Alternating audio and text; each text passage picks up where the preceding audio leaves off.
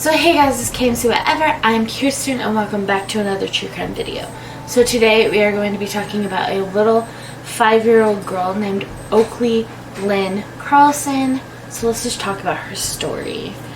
So Oakley Carlson was born on December 6th of 2016. She was 5 years old. She was from Oakville, Washington. Her parents were Jordan Bowers and Andrew Carlson. She had 2 siblings, a 6-year-old sister and a 2-year-old brother that remains unnamed. She was described as loving reading. She was always smiling. She was kind. She loved to make you laugh. She loved to tell jokes. She was incredibly smart, empathetic, and loved to dance. So let's talk about Oakley's history, as this is very important to her case. So on September 22nd of 2017, right before her first birthday, Oakley ended up getting sent into the foster care system, where she ended up living with Eric and Jamie Hillis. Obviously, in December 6th, she ended up turning 1 while living with her foster parents. And in July of 2018, Oakley had a permanent plan to get adopted by Jamie and Eric. But in July of 2018, Andrew, her biological dad, ended up getting arrested for assaulting Jordan. March of 2019, Oakley ended up having 2-hour supervised visitations. During that visit, her diaper ended up not getting changed, so she developed a diaper rash. She also had marks or scratches along her face that she did not have before. And when she was returned back, Jamie ended up asking what had happened to the supervisor, and the supervisor that was supposed to be supervising them said that she had no idea what had happened. So Jamie got really concerned by this, so she emailed the caseworker and started to have a log of everything that was happening. So she wanted to report the red marks, just to have it on file. And at this point, the caseworker just kind of ignored it. September of 2019, Jamie and Eric were informed that Oakley would be returned back to her parents. The date of that return was January of 2020. So in October of 2019, Jamie and Eric had a meeting with the caseworker and supervisors regarding their concerns about Oakley going back to her parents. And on October 19th of 2019, Oakley ended up having her first unsupervised visitation. Oakley ended up coming back to her foster parents and told them that she saw Jordan hit Andrew because Oakley was watching a video on one of their phones, and there was an altercation that kind of took place. Jamie ended up emailing the social worker about these concerns, and the social worker said that there was no concern. So a few days later, before Oakley was to have her first ever overnight stay, Jamie ended up emailing the social worker and supervisor about her concerns about the overnight.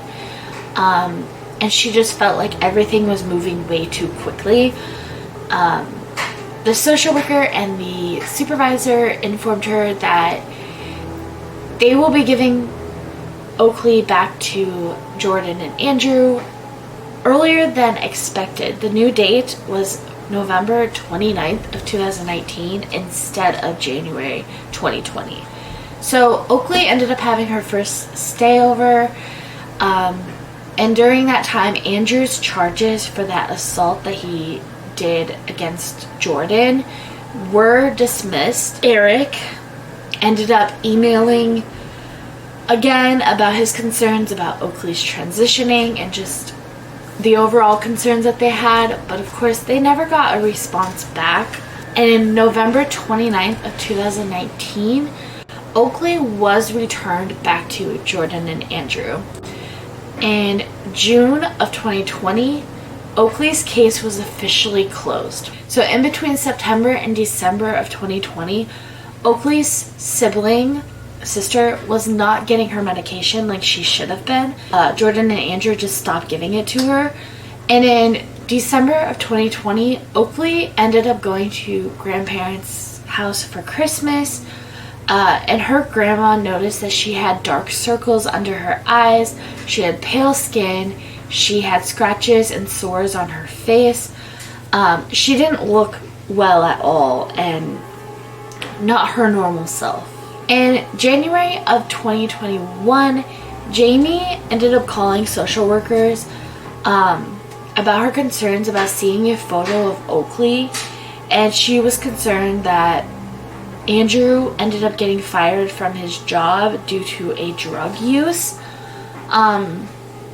Jamie was told if she wasn't there to witness anything that she should stop falsifying reporting. Jamie ended up calling the next day to voice her concerns about Oakley's safety, and the case ended up getting opened back up, and a social worker went out to go check on Oakley and her siblings.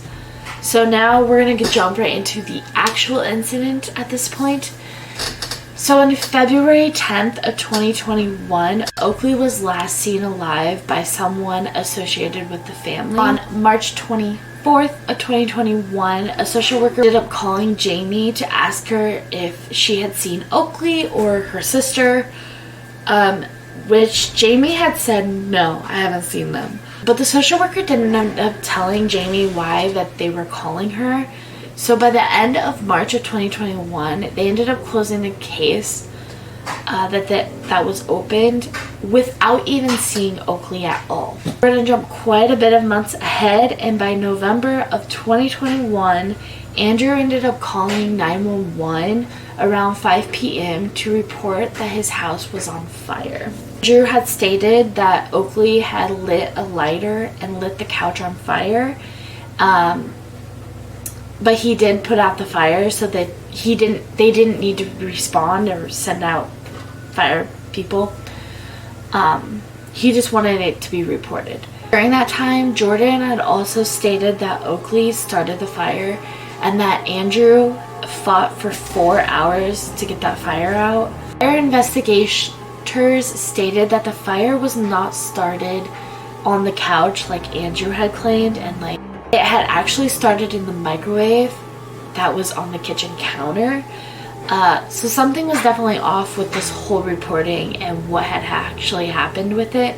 Because of this house fire, on November 10th of 2021, Oakley's principal ended up coming to Oakley's home to bring them all supplies. She stayed with and chatted with them for about 45 minutes, and during that time she ended up asking where Oakley was, and Andrew and Jordan both had stated that she was in her room. A GoFundMe was created to help Jordan and Andrew after their house fire. Jamie, the foster mother, ended up emailing a social worker and supervisor about the suspicious fire, but she didn't get a response back. So on November 24th of 2021, the principal ended up dropping off some more supplies, and she stayed for about 5 minutes, and she saw the children playing, running around, but she did not see Oakley. On December 4th of 2021, Oakley's sister went to the principal's house for a play date and a sleepover, and the principal ended up asking about Oakley, as she has not seen Oakley for a while. And the sister had gotten really upset and had replied that Oakley is no more. When the principal ended up asking again, the sister ended up replying that Oakley went to live with her foster parents. So the police got informed by the principal that Oakley was not a part of the foster care system anymore. So there's no way that Oakley could be back with her foster parents, as she is not a ward of the state anymore. So the principal ended up asking the Oakley's sister if Oakley had lived with them, and the sister ended up saying no, she lives with her foster parents. So the principal ended up calling the police to request a welfare check on Oakley. So this is the investigation of what they had found. So on December 6th of 2021 at 10 a.m., police conducted a welfare check. but unfortunately, Oakley was not found. November 30th of 2021, Jordan and Andrew claimed to have last saw Oakley on that day. December 6th of 2021 was also the day that they also reported Oakley missing. The police had found Jordan's phone had been completely erased. They also confirmed that Jordan and Andrew had left the hotel that they were staying at since this house fire with Oakley. But Andrew was interviewed and said concerning statements like, Oakley is dead, she is not coming back, there's not going to be a reunion. And Jordan ended up getting arrested for obstructing an officer in first-degree manslaughter. Oakley's sister was also interviewed with a child advocate. Andrews was arrested for first-degree manslaughter as well. And police ended up calling Jamie asking if she had seen Oakley, which Jamie had responded no. Police ended up continuing to search for Oakley, and they even started to ask for the public's help, and they never found anything. They had learned that Jordan and Andrew had stopped giving her medication like they should have been. They also said that Oakley was starved, physically abused, and locked in a cabinet under the stairs as a punishment. FBI and police ended up searching the property for Oakley, and they never found anything. Police ended up taking samples of the kids' hair, and they had found a substantial number of methamphetamines in their system, which means that they have been exposed to methamphetamines for at least within the last 3 months. So it was very, very fresh. So her family was definitely doing drugs, and the kids were also exposed to that. In 2023, at this point, police released an age progression photo of Oakley, as they could not find a current photo of her when she went missing.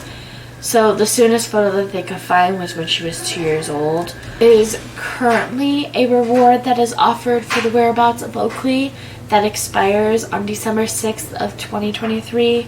So now let's just go into the trial, because Oakley still is missing. They've not found her. December of 2021, they were both facing charges of abandonment of a dependent person in the 2nd degree, after police had found evidence that the parents were not giving the sister her medication. Police ended up saying that the medication was a necessity for the girl to live, and without it could result in physical impairment and even death. They are both being held on first-degree manslaughter charges. Andrew and Jordan were both charged with 1 count of abandonment of a dependent person in the 2nd degree, and the bail was set at $150,000. Arraignment was set for January 2022. Both pled not guilty to the 2nd degree abandonment charge, and the trial was set to begin in April of 2022. Additional charges of 2 counts of endangerment with a controlled substance was also added to the charges. The hearing was set for February of 2022 for those 2 new charges, and in February of 2022, Jamie ended up filing a complaint case. They both pled not guilty to the 2 counts of endangerment with a controlled substance. At the hearing, Andrew pleads guilty to the 2 counts of endangerment with a controlled substance. So they both pled not guilty at first, and then Andrew changed his. He ended up appearing for a sentencing hearing where the judge said, "It's a father's job to protect their children. You certainly failed in that, Mr. Carlson." He was sentenced to a maximum of 12 years in prison. In addition, he must not possess or use any controlled substance, including marijuana, THC, without a valid prescription. He must obtain chemical dependency evaluation within 45 days of his release. which includes following up with any treatment recommendations and provide proof to the court within 6 months of his release. Carlson is not to possess any firearms. He is also not to have unsupervised contact with anyone under the age of 18, with exception of his biological children. Oh, the contact with his biological children would be decided in a dependency court system. Andrew is due back into court in September of 2022, in person or by Zoom, for the chemical dependency hearing. And on April 2022, Jordan ended up pleading guilty to the 2 counts of endangerment with a controlled substance. The end of April, she was sentenced to 20 months in prison for 2 charges of child endangerment with a controlled substance. The award money ended up getting raised, and on August of 2022, Andrew ended up getting released from prison. September, Andrew failed to show up for his chemical dependency hearing, so there was a warrant out for his arrest.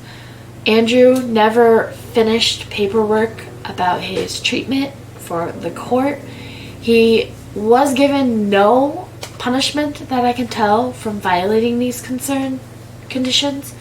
And in January of 2023, Jordan ended up getting released from prison, but was rearrested for an ID theft and fraud charge. So let's talk about some of the little bit of aftermath about this case.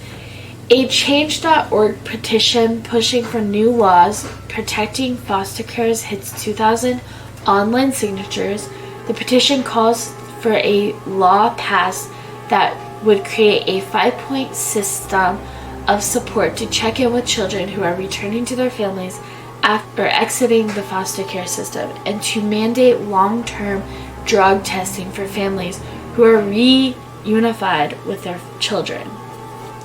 January of 2023, Oakley was featured on the alert spot for all 7 zones of the National Center of Missing and Exploited Children's Walmart Foster campaign. And the Oakley Carlson Act was denied. The foster parents are still looking for Oakley, and they are working with Light This Way Missing. They continue to hold rallies demanding answers, and there's a current reward offered of the whereabouts of Oakley that expires on December 6th of 2023. That is Oakley's case. That is her story. That is really, really hard to hear, that Oakley is still missing. And if you know anything out there, share this video to get this story out there. Let's hopefully find some answers for the family. Let's bring Oakley home. So I'm going to leave you guys with some photos of beautiful Oakley.